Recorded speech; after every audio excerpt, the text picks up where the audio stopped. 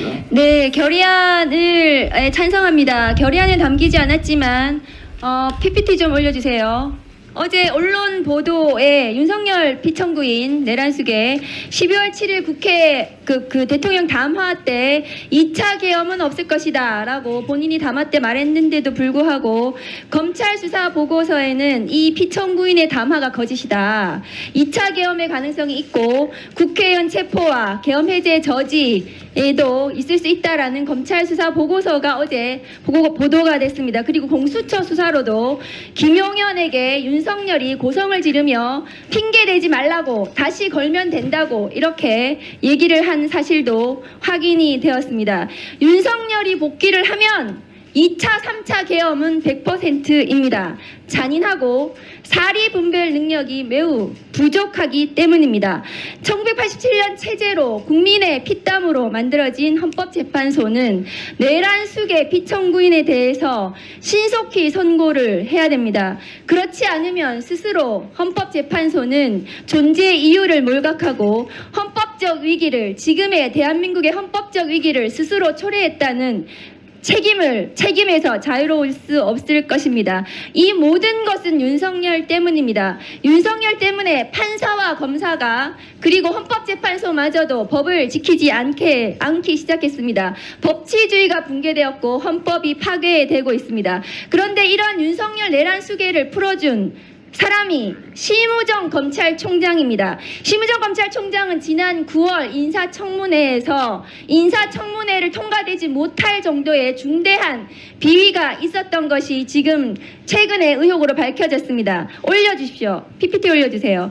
심우정 검찰총장의 딸이 국립외교원 연구원 채용 관련해서 최종 합격자가 되었습니다. 그런데 이 심우정 검찰총장의 딸은 다음 거 보내주세요. 해당 분야 석사학위 소지자여야 하고 2년 이상 교육 등등의 전공을 했어야 되는데도 불구하고 여기에 해당하지 않습니다. 심우정 검찰총장의 딸은 국제통상을 전공했습니다. 석사학위 소지자도 아니었습니다. 그런데 11명 중에 최고 점수를 받았습니다. 당시 국립외교원장은 박철희 서울대 교수고 이 심우정 검찰총장 딸의 대학원 교수입니다. 이 수업을 같이 들었습니다. 수업을 들은 것이 확인되었습니다.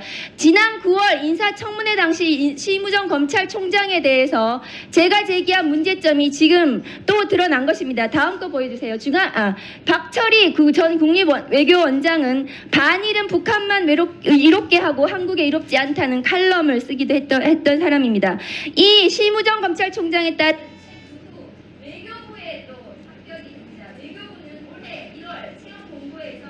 면접까지 진행된 최종 합격자 1인을 불합격 처리하고 심우정 검찰총장의 딸을 자격에 되지도 않는데도 불구하고 최종 합격 처리했습니다. 이 부분에 대해서 반드시 수사가 필요합니다. 이상입니다. 자, 박준태 의원님. 예. 대통령 탄핵 심판에 대한 선고가 조속히 이루어져야 된다는 주장에 대해서는 뭐 별다른 이견이 없습니다. 근데 이 내용이요, 탄핵 인용으로 헌재에 지금 가이드라인을 제시하고 사실상 결론까지 내는 겁니다. 이렇게 결의안으로 재판부 압박하고 또 국회에서 여전히 야당 일방으로 통과시키는 이런 모습들을 보면 국민이 그리고 헌법재판소가 윤석열 대통령이 말한 의회 폭거가 바로 이런 거구나, 아직도 변한 게 하나도 없구나, 이런 확신을 갖게 될 겁니다. 헌법재판은 법에서 180일 이내에 하도록 되어 있습니다. 아직도 한참 남았습니다. 반면에 공직선거법에서 정한 선거사법은 1심에서 180일, 항소심에서 90일, 대법원 90일 이내에 하도록 되어 있죠. 이재명 재판 항소심까지 909일이 걸렸습니다. 3배가 넘는 시간이 걸렸습니다. 아까 정청래 위원장께서 지연된 정의는 정의가 아니다 이렇게 말씀하셨는데, 지연된 정의 대표 사례가 바로 이재명 대표 재판이에요. 신속 재판을 촉구하려면 이재명 재판 오늘 항소심 선고 이후에 최대한 신속하게 재판해가지고 형을 확정해달라는 내용을 대법원에 촉구하는 게 맞다고 생각합니다. 마치겠습니다.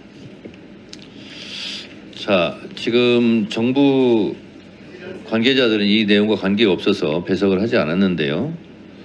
제가 국회 법사위원장은 법적으로 자동 국회 측 소추위원이기 때문에 제가 말씀을 드리겠습니다.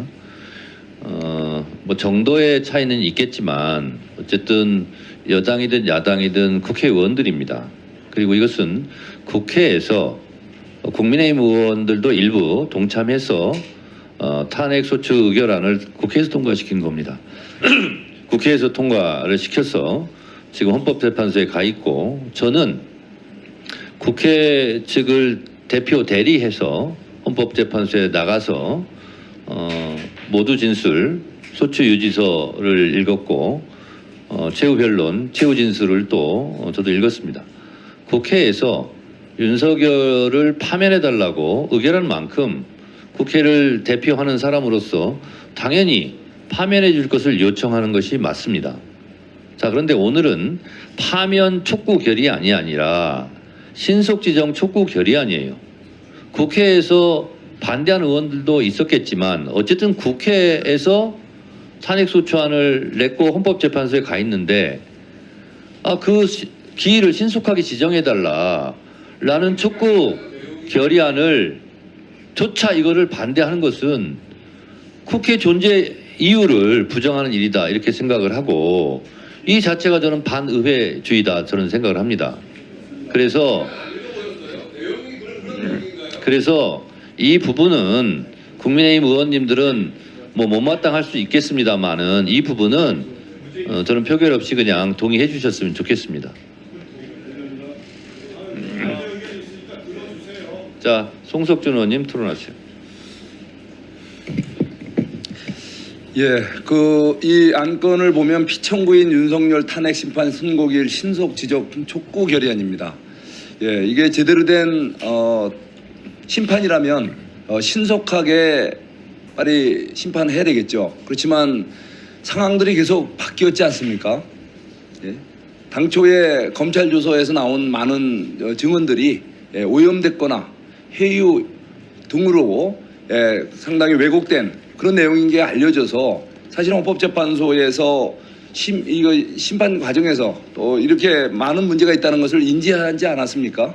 그러다 보니까 이게 늦어지는 것이 어떤 외부의 어떤 압박이나 내부의 어떤 이상한 움직임에 의해서 그런 것이 아니라 가장 어쩌면은 고도의 전문 지식과 또 이런 양심을 소유하신 헌법재판관들의 이런 판단에 의해서 보다 더 신중한 이런 논의를 필요하다는 차원에서 이게 늦어지는 거 아니겠습니까?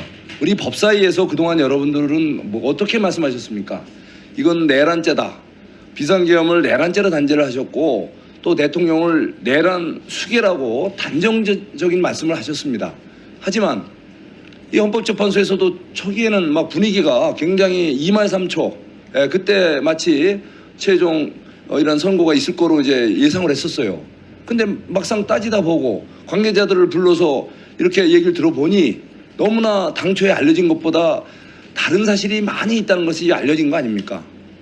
그러다 보니까 우리 청구인 스스로가 그 탄핵소추 사유인 가장 핵심 내용인 내란죄라는 부분을 철회했지 않습니까? 어쩌면 가장 핵심 탄핵소추 사유를 철회한 입장에서 당연히 각하 대상이 되어야 되는 거 아닙니까? 거기다가 그런데 헌법재판소에서는 그럼에도 불구하고 또 우리 일부 어떤 이런 주장에 이런 부담을 느끼셨는지 굉장히 빨리 이거를 심판 최종 선고를 위해서 아마 절차를 진행하다가 실제 그 피청구인의 권리가 얼마나 많이 훼손됐습니까? 심지어 제대로 된 발언 시간도 제한을 받고 또 이런 변론서가 미리 제출되면서 이렇게 방어권도 상당히 제약을 받고 여러 가지 과정에서도 문제가 많았던 거 아닙니까? 그리고 거기다가 또 최종 우리 검찰 조서, 우리가 형사소송법에도 우리 피청구인이 동의하지 않는 그 검찰 조서는 증거력이 없는 것으로 쓰지 않도록 돼 있는데 이것도 쓴 그런 문제가 이제 뒤늦게나마 알려지고 또 헌법재판관님들도 그걸 인식하시게 된 거 아닙니까? 바로 우리가 믿고 또 우리가 모신 우리 헌법재판관들께서 정말 양심과 법적 소신에 따라서 우리 재판할 수 있도록 기다리고 법사위에서는 너무 무모한 정쟁식의 이런 어떤 내용은 자제하시고 지금은 산불 우리 재난이 심각한 정도입니다. 그래서 우리 오늘 잠시 정쟁을 접으시고 우리 심각한 우리 산불 재난이 조기에 수습이 되고 또 피해가 최소화될 수 있도록 우리 여야 힘과 기회를 모았으면 하는 마음을 말씀드립니다. 잠깐만요. 민주당 측에서도 한 분 토론해 주시기 바랍니다. 네, 서영기 의원님. 토론 종결을 하려면 양쪽 다 한 마디씩 하게 돼 있어요. 국회법상. 네. 박근혜 대통령 탄핵 인용, 노무현 대통령 탄핵 기각 관련한 기본 날짜가 있었습니다. 기본적인 일정이 있는데 윤석열 대통령 탄핵 질이 달라요. 질이 불법 비상계엄이고 내란 행위입니다. 이와 관련한 헌법재판소 탄핵 인용이 결정이 빨리 있어야 합니다. 그런데 시간이 자꾸 가고 있으므로 국정에도 사회 경제적으로도 어마어마한 손실이 끼쳐지고 있습니다. 헌법재판소는 정영식 당시 재판관이 이야기했습니다. 가장 중요한 윤석열 탄핵 관련한 것을 가장 먼저 하겠다라고 이야기했습니다. 그래서 국민들이 기다리고 있습니다. 세계적인 신뢰도가 뚝뚝 떨어졌습니다. 그리고 장사를 하는 사람들은 매출이 50% 급감했다고 하고요. 그리고 무역을 하는 사람은 70% 매출이 급감했다고 합니다. 수십조에서 수백조에 이르는 대한민국 국민의 자산이 사라지고 있는 상황입니다. 이 상황을 빨리 정리해야 될 임무, 책임 누구에게 있는 겁니까? 바로 헌법재판소 재판관들에게 있는 겁니다. 그래서 헌법재판소 재판관들께 강력히 국회 법사위에서 결의하고자 합니다. 그리고 이것을 본회의에서 결의안을 통과시키고자 합니다. 더 이상 시간을 지체해서는 안 된다라고 하는 말씀을 드리고, 그리고 헌법재판관들에 대해서 사례를 위협하는 작자들이 있습니다. 그리고 헌법재판관 집 앞에 가서 온갖 욕설을 퍼붓는 작자들이 있습니다. 어떻게 이렇게 나쁜 짓을 할 수 있습니까? 이런 작자들이 헌법재판관을 위협하고 주변에 공포 분위기를 만들고, 경찰은 당장 이들을 현행범으로 체포해야 합니다. 검찰은 이들을 영장을 청구해야 합니다. 그래서 현행범으로 체포해서 더 이상 서부지법에서 난동을 부렸던 그런 행위들이 일어나지 않게 합니다. 그런데 헌법재판관들도 그리고 국민들도 걱정이 태산입니다. 이 걱정을 빨리 끝내줄 헌법재판소의 탄핵 결정을 빨리 촉구하면서 불법 비상계엄, 불법 포고령, 국회를 불법으로 침탈한 행위, 선관위를 불법으로 침탈한 행위, 국회의원을, 법관을 체포하라고 한 모든 행위에 대해서 탄핵 관련한 인용이 결정되어야 된다고 요구하겠습니다. 네. 박균택 의원님. 토론 종결 요청합니다. 어차피 같은 말씀의 반복인 것 같아서 토론 종결 건의드립니다. 박균택 의원님께서 토론을 종결하자는 동의를 하셨습니다. 해당 동의에 찬성하시는 의원님 계십니까? 김기표 의원님 등의 찬성이 있으므로 국회법 제71조에 따라 토론 종결 동의가 의제로 성립되었고, 이에 대하여 국회법 제108조에 따라 토론을 하지 않고 표결할 것을 선포합니다.